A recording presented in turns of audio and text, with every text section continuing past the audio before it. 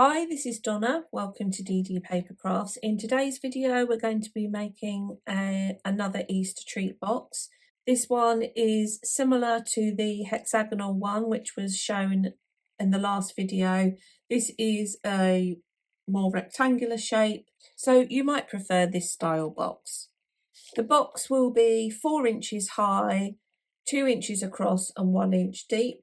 And we're going to start with a piece of cardstock which is 8 inches by 6.5 inches. Along the long side, score at 2.5, 3 and 7. Rotate to the short side and score at 1/2, 1.5, 3.5 and 4.5. We're then going to fold over and burnish along the top horizontal score line like so, and put the piece back in the scoreboard.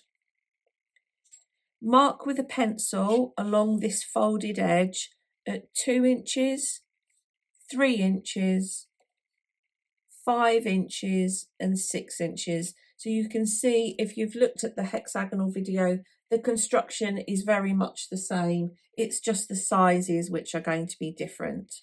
Put that piece to one side, and before we work on the larger piece, we're going to cut the ear template.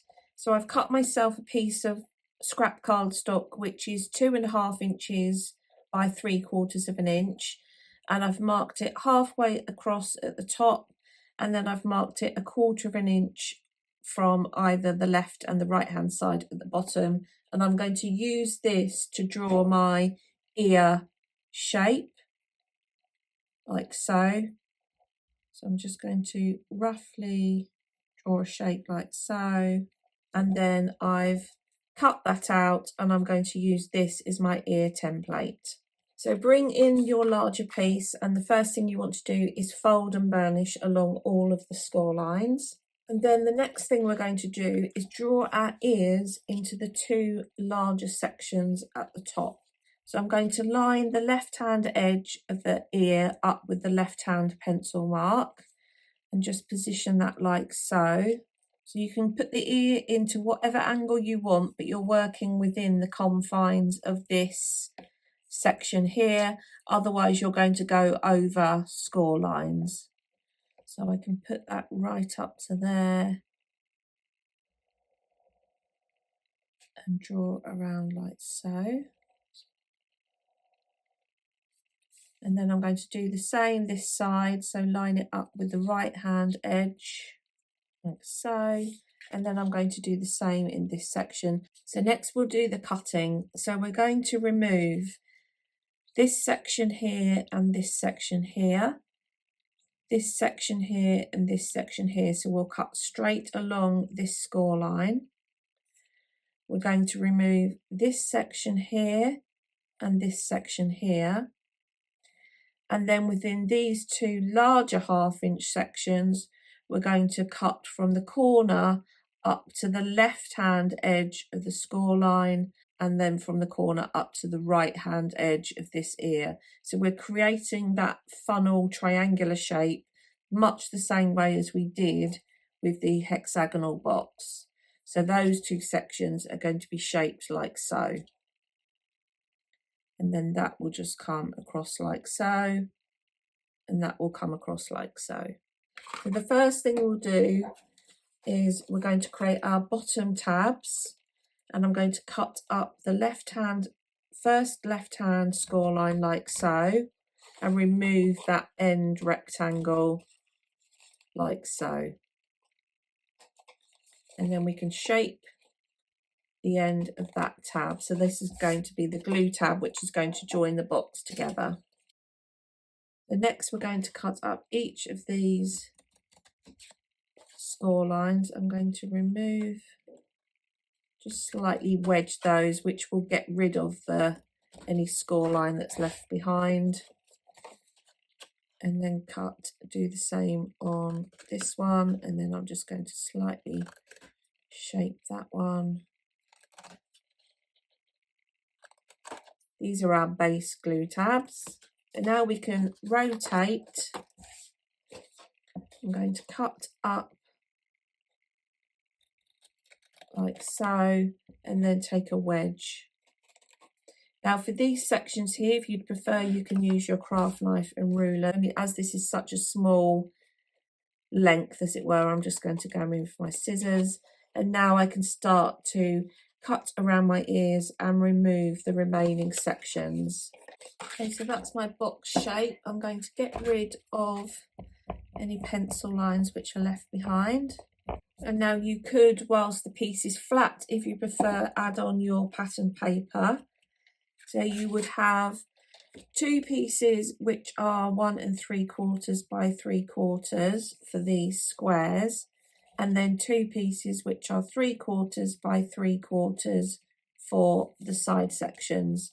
And then for these angled pieces, I've got 2 pieces which are 1 3/4 times 1/4, and I'm just going to mark with a pencil where I want these to cut. So I'm going to shorten that slightly, cut that one in there, cut that one there, and cut that one there. And then once I've got that one shape, I'm going to use that as a template for that one. So now I've got my pattern paper on, we can add the box together. I'm going to flip it over, fold over this end section, add my glue to the glue tab, and then fold over that end and just secure that into place. I'm going to just fold these back and out of the way so that I can work on the base. So decide which set of ears you want to have as your front. Mine are much the same. I'm going to fold in the back like so, add glue to the 2 small tabs, fold those in, and then add glue onto this front tab. I can see I've left a bit of score line behind, so I'm just going to get rid of that and then fold down. Then we've got a nice neat bottom on the inside, and then we can go in with our score tool and just burnish that down like so. So what will happen is these 2 sections will just come in towards the middle, and then you can just secure the 2 ears together like so. So I'm going to continue with my decoration and then I'll come back. Here's the decorated box. I've just added a simple bow around the top and added a ephemera bunny on the front. So this is very simple. Now, when I came to put the box together, I didn't like how the ears looked. So what I did was I snipped across the top edge here and cut the ears off. And I've then added the ears to the inside of the piece. So if I just undo this, I'll show you. So you can see I've just glued the ears onto the inside. I just didn't like the way that my ears were shaped and I'd got the angle. So there we have our finished box. Would be really easy to resize this. Obviously you could make it any height, any depth, any width that you so wanted. And it's a relatively quick and easy project to put together. So there's our second Easter treat box. I will just bring in the box from the last video just so you can see the size difference, etc. So that is our project for today. I hope you've enjoyed today's video.